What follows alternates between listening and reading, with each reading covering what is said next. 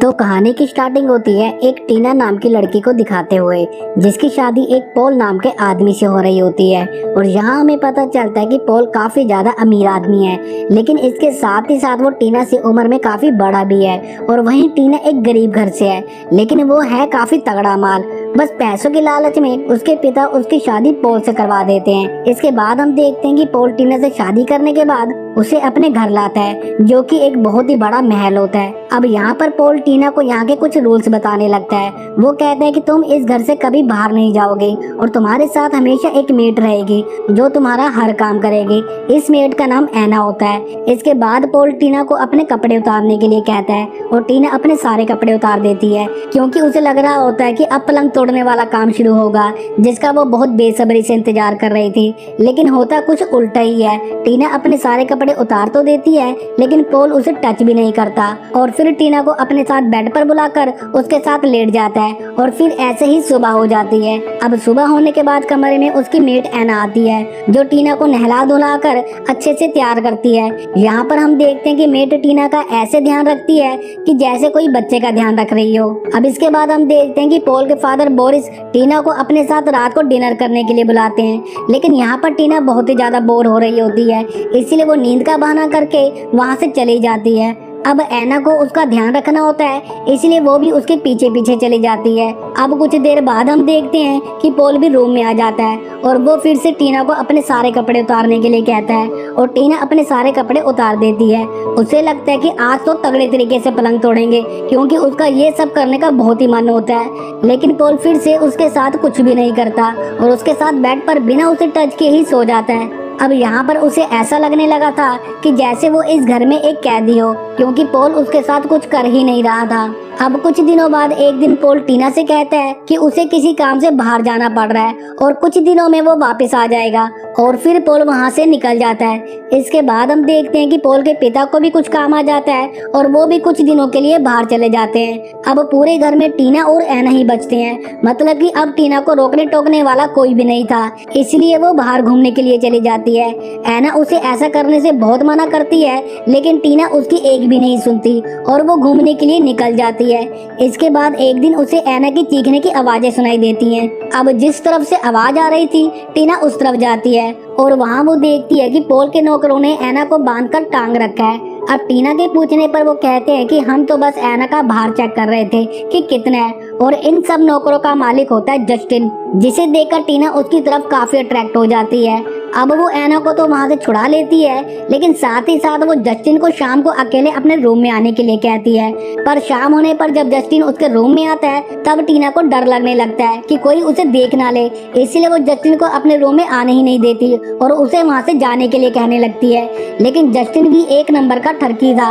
उसे पता था कि अगर वो रूम में घुस गया तो वो पलंग तोड़ के ही बाहर आएगा, इसीलिए वो किसी तरह से जबरदस्ती टीना के रूम में घुस जाता है और उसके साथ जबरदस्ती करने लगता है। अब शुरू में तो टीना अनकंफर्टेबल महसूस करती है, लेकिन कुछ देर बाद उसे भी मजा आने लगता है और वो उसका साथ देने लगती है।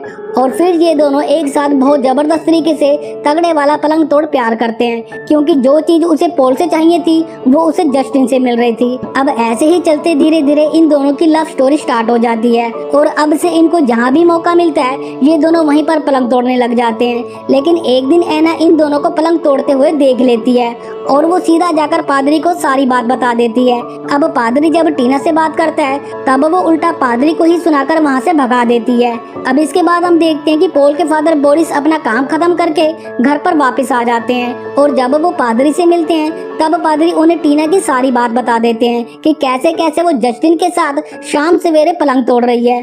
अब ये सब पता चलने के बाद पॉल के फादर बोरिस और उनके आदमी जस्टिन को बहुत मारते हैं और उसे एक जगह पर कैद कर देते हैं। अब ये बात जब टीना को पता चलती है तो वो बोरिस के पास आकर उनसे जस्टिन को आजाद करने के लिए कहती है, लेकिन बोरिस को तो पहले से ही टीना पर बहुत गुस्सा था, इसलिए वो उसे एक थप्पड़ लगा देते हैं और कहते हैं कि तुम्हें ये सब कांड करते हुए शर्म नहीं आती।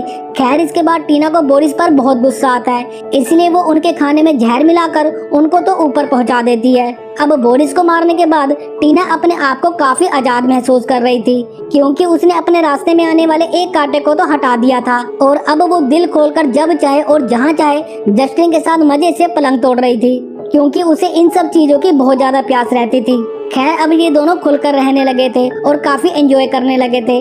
अब एक दिन जब ये दोनों पलंग तोड़ रहे होते हैं तभी अचानक से टीना को पता चलता है कि उसका हस्बैंड आ गया है। अब ये सुनते ही टीना काफी ज्यादा डर जाती है और जल्दी से कपड़े पहनकर जस्टिन को अलमारी में छिपा देती है और फिर खुद बेड पर जाकर ऐसे तरीके से बैठ जाती है कि जैसे वो उसका बेसब्री से इंतजार कर रही हो कि वो कब आएगा और उसके साथ पलंग तोड़ेगा। लेकिन होता यहाँ पर सब उल्टा ही है। दरअसल पोल कहता है कि मुझे एना ने सब कुछ बता दिया है। अब इतना सुनने के बाद टीना पोल के सामने ही जस्टिन को अलमारी से बाहर निकाल लेती है और फिर उसके साथ मजे करने लगती है। अब उसने पता नहीं ऐसी कौन सी शिलाजीत खाई थी कि उसमें इतनी ज्यादा आग लगी हुई थी। खैर वो पोल के सामने ही जस्टिन के साथ अपना प्रोग्राम स्टार्ट कर देती है। अब ये सब देखकर पोल को बहुत ज्यादा गुस्सा आता है और वो वहीं पर उसी समय जस्टिन को मारने लगता है। लेकिन अचानक से ही टीना किसी भारी चीज से पोल के सर पर वार कर देती है जिससे पोल की उसी समय वहीं पर मौत हो जाती है। और ये सब जो कांड हो रहा है ये हो रहा है जस्टिन के हथियार से अपनी प्यास को मिटाने के लिए। खैर पोल को मरा हुआ देखकर ये दोनों पहले तो काफी डर जाते हैं, लेकिन कुछ देर बाद पोल की बॉडी को कहीं सुनसान जगह पर ले जाकर दफना देते हैं। लेकिन ये सब के बाद भी टीना की मुसीबत टली नहीं थी।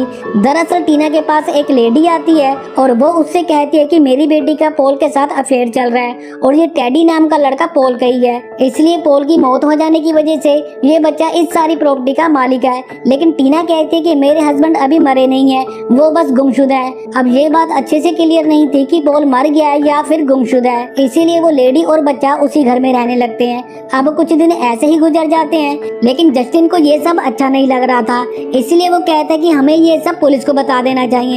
लेकिन टीना उसे ऐसा करने से बिल्कुल मना कर देती है। इसके बाद एक दिन हम देखते हैं कि टीना की उस छोटे बच्चे टेडी के साथ बहस हो जाती है और गुस्से में वो उसे घर से बाहर निकाल देती है और वो बच्चा भी गुस्से में कहीं बाहर चला जाता है, जिस वजह से सभी लोग उसे ढूंढने लग जाते हैं। लेकिन तभी जस्टिन को एक झरने के पास बैठा हुआ टेडी मिल जाता है और फिर वो उसे घर पर वापस ले आता है। लेकिन ये देखकर टीना को काफी गुस्सा आता है और वो उसे बहुत बातें सुनाती है।